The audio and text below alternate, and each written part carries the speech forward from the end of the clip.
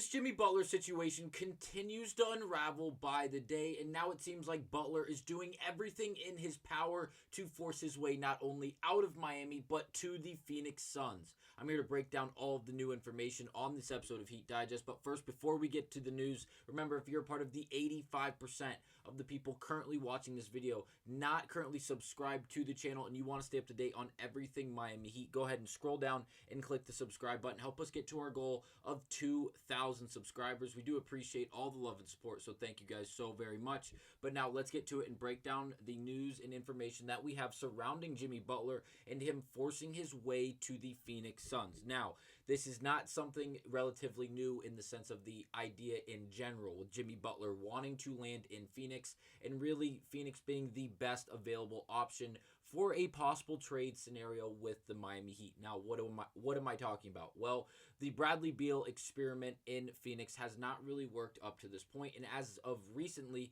he has been benched, as well as Jusuf Nurkic, the starting center for the Phoenix Suns, or the previously starting center for the Phoenix Suns. So now it seems like the Suns are in a bit of disarray. Obviously, the Miami Heat are falling apart as Jimmy Butler, the leader culturally in the sense of an overall character on this Miami Heat team and in this Miami Heat organization, is now on the way out after his comments about saying he does no longer feels happy and really dominant or solidified playing with this Miami Heat team, and doesn't believe he'll be able to find his joy back while a part of this Miami Heat organization.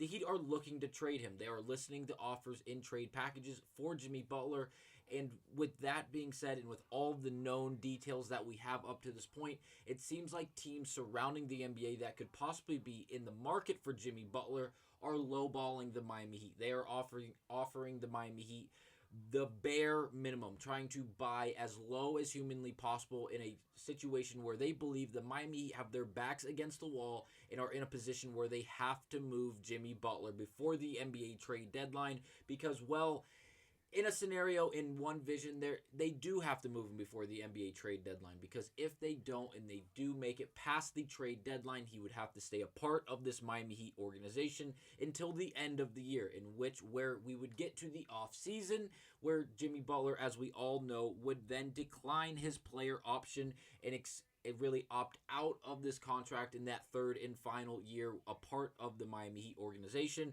where he's promised $52 million in that third and final year, where he would then go to free agency and look for a new contract all in itself by a new suitor, whether it be Memphis or any of the other possible teams that could be looking to acquire the multiple-time All-Star in Jimmy Butler. So, assuming that there was going to be a trade before the 7-game suspension was over for Jimmy Butler on January 16th when we host the Denver Nuggets, I believe it's the 16th. If that weren't to be the case, then it would be before the NBA trade deadline. Well, the thing is, there were a handful of teams, like we mentioned, that were in the trade discussions involving Jimmy Butler. Whether the packages they were offering back were really equivalent or really acceptable or not is for a different conversation. As of now, it seems like teams are being told not to be involved with Jimmy Butler. Now, from Chris Haynes on Twitter, he went out and in his podcast, or during his podcast, he brought up how he's been contacted by league officials where they are being told to not be involved with Jimmy Butler in this possible trade scenario for multiple reasons, as he doesn't actually want to play for their organization.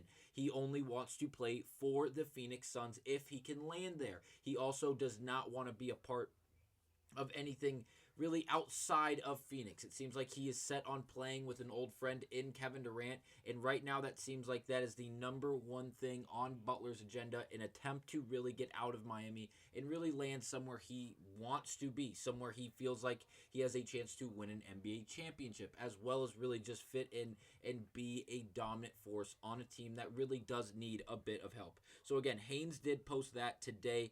Now, we did have this yesterday, and that's why these reports from Chris Haynes, as well as Windhorst, which we're going to break down in just a second from First Take this morning. Basketball Forever on Twitter, which has 118,000 followers on Twitter. They were a notable source. And again, they posted this yesterday, saying the Memphis Grizzlies have now become consensus favorites to land Jimmy Butler and are in, and I quote, ongoing discussions, end of quote, with the Miami Heat. going on to say the trade would likely involve Marcus Smart, Brandon Clark, and Luke Kennard. Now, obviously, that is not a concrete trade. That is not even a pitched idea as of yet, as of what we know. But again, this was yesterday night on January 6th. So that happens. And then we get the quotes from Haynes today around noon on January 7th, discussing specifically the Memphis Grizzlies as well as other teams that were initially involved with the Jimmy Butler trade speculation are no longer involved because they are being told that he flat out does not want to be a part of their organizations. Chris Haynes in this quote did specifically mention the Memphis Grizzlies as, again, it seems like it wasn't just Basketball Forever reporting the fact that the Grizzlies were appearing to be the number one option for Butler in a possible trade scenario up to this point.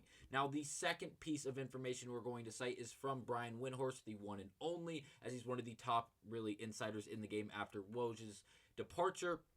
He went on to say this on First Take again this morning on January 7th, saying, and I quote, Jimmy Butler isn't going to extend with any team. And so, because teams know that, they're offering the Heat right now the poo-poo platter.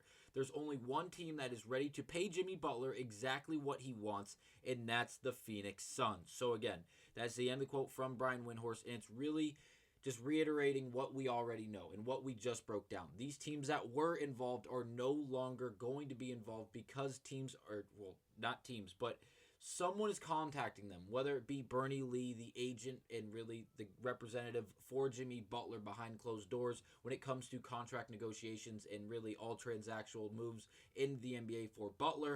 It seems like he may be contacting these teams that seem like front runners, whether it be the Warriors, whether it be Memphis, or possibly even any of the Texas markets, as it seems like Butler would still enjoy to land there, as again, he is from the Texas area.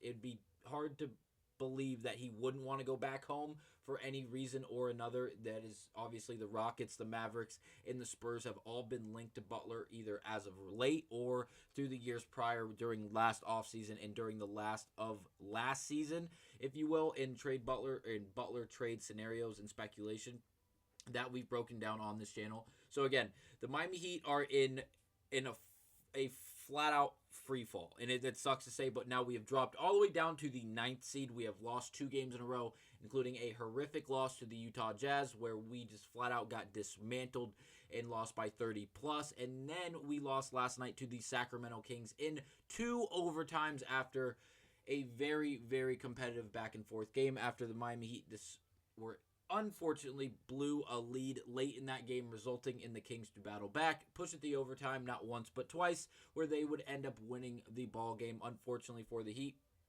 we're 4-6 over our last 10 games. It does not seem like things are getting much better. Now, to reconfirm the idea that teams are being told not to discuss and be involved with Jimmy Butler in a possible trade involving him, Kevin O'Connor on Twitter, who we all know, who is verified as we all know because he is a notable name surrounding the game of basketball and the media coverage around it. He went on to say this on Twitter today on January 7th around noon, 1 o'clock Eastern Standard Time, saying, lots of rumblings that the Milwaukee Bucks have also been informed not to trade for Jimmy Butler. Going on to tag Chris B. Haynes on Twitter reported earlier the Memphis Grizzlies were told not to. That's now 2 playoff teams Butler could be refusing. So, does Pat Riley give Jimmy what he wants? O'Connor asked. Now, and he's obviously alluding to the idea, does he just bite the bullet and take a trade with Bradley Beal as well for Jimmy Butler with the Phoenix Suns and the Miami Heat to really get the ball rolling and get Butler out of this organization? It seems like Butler is doing everything in his power that he has the ability to actually go out and really do, and applying that leverage in attempt to get himself to Phoenix, playing alongside Devin Booker and Kevin Durant. It's going to be very interesting to see how this ends up playing out for Jimmy Butler and this Miami Heat organization. As again, it is January 7th. We have just around a month exactly until the NBA trade deadline, where Jimmy Butler is either going to have to be moved or he's going to have to be sent home for the remainder of the year, because I just really, really doubt he will be brought back to this Heat organization and be asked to participate and play for this Heat team that we can already see the bridges are burning. But again, that'll be it for this episode of Heat Digest. Thank you guys for watching, and I will see you guys on the next one.